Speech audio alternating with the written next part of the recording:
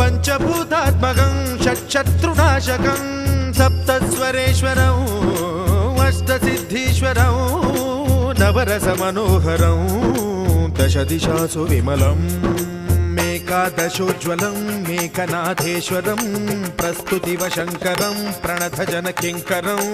दुर्जनभयङ्करं सज्जनशुभङ्करं प्राणिभवतारकं प्रकृतिहितकारकं भुवनभव्यभवनायकं भाग्यात्मकं रक्षकं ईशं सुरेशं ऋषेशं परेशं नटेशं गौरीशं गणेशं भूतेशं महामधुर पञ्चाक्षरी मन्त्रमार्चं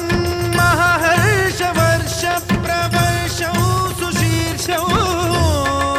नमो हराय च स्मरहराय च पुरहराय च रुद्राय च भद्राय च इन्द्राय च नित्याय